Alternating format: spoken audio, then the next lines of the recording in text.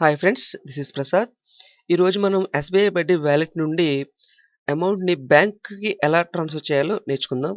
Previous వీడియోలో చాలామంది బ్యాంక్‌కి అమౌంట్‌ని ఎలా ట్రాన్స్‌ఫర్ చేయాలని అడిగారు.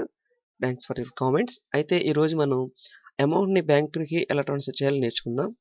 ఓకే. ఇక్కడ పైన 3 లైన్స్ కనిపిస్తుంది కదా! ఇక్కడ ట్యాప్ చేయండి. ఇక్కడ ట్రాన్స్‌ఫర్ టు అకౌంట్ అని ఉంది కదా! దీన్ని సెలెక్ట్ చేసుకోండి. ఇక్కడ మనం ఎంత అమౌంట్‌ని అయితే ట్రాన్స్‌ఫర్ చేయాలనుకుంటున్నామో మన వాలెట్ నుండి దాన్ని ఇక్కడ ఎంటర్ చేయాల్సి ఉంటుంది. నేను ఒక ₹50ని ఎంటర్ చేస్తున్నాను. ఇక్కడ డిస్క్రిప్షన్ ఆప్షనల్ దగ్గర మీ ఇష్టం ఏదైనా రాయొచ్చు. లేకపోయినా పర్లేదు. ఇక్కడ ఐఎంపీఎస్, ఐఎఫ్ఎస్సి అని ఉంది కదా! ఇక్కడ దీన్ని సెలెక్ట్ చేసుకోండి. సెలెక్ట్ చేసుకున్న తర్వాత ఇక్కడ మీ మీ ఎవరికైతే ట్రాన్స్‌ఫర్ చేయాలనుకుంటున్నారో సపోజ్ మీ అకౌంట్‌కి మీరే ట్రాన్స్‌ఫర్ చేయాలనుకున్నా కూడా మీ అకౌంట్ నంబర్‌ని ఎంటర్ చేయండి. నా అకౌంట్ నంబర్ నేను ఎంటర్ చేస్తున్నాను.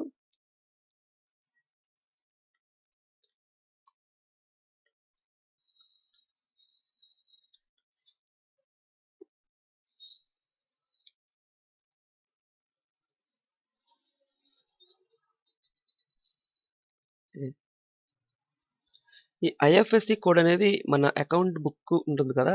దాంట్లో వాళ్ళు ఐఎఫ్ఎస్సి కోడ్ ఇస్తారు. లేకపోతే మీరు ఏ ఊరు నుంచి ఐఎఫ్ఎస్సి కోడ్‌కి కావాలనుకుంటున్నారో మీరు సెర్చ్ చేసినట్టయితే ఈజీగా అకౌంట్ ఐఎఫ్ఎస్సి కోడ్ అనేది వచ్చేస్తుంది. సపోజ్ ఆహ్, Vijayawada state bank IFSC code అని మీరు ఎంటర్ చేసి గూగుల్‌లో సెర్చ్ చేసినట్లయితే అది వాళ్ళు చూపిస్తారు.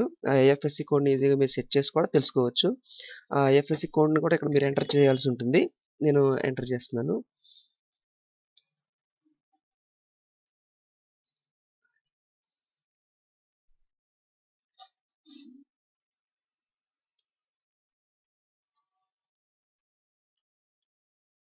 ఇక్కడ సెలెక్ట్ అకౌంట్ టైప్ అని ఉంది కదా!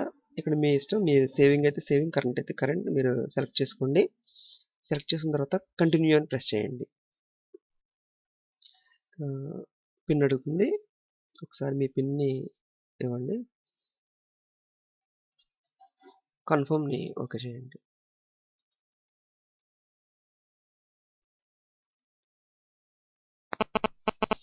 చూడండి, మన వాలెట్ నుండి సక్సెస్‌ఫుల్‌గా అమౌంట్ ట్రాన్స్‌ఫర్ అవ్వడం జరిగింది. ఇంతకుముందు రూ. 101 ఉండేది. ఇప్పుడు రూ. 51. చూడండి, మనకి అమౌంట్ అనేది ఈజీగా ట్రాన్స్‌ఫర్ అయింది. ఇలా మనం ఈజీగా బ్యాంక్ నుంచి అమౌంట్ యాడ్ చేసుకోవచ్చు. అలాగే ఎవరికైనా కూడా మనం ట్రాన్స్‌ఫర్ చేయొచ్చు.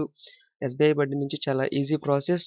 Thanks for watching.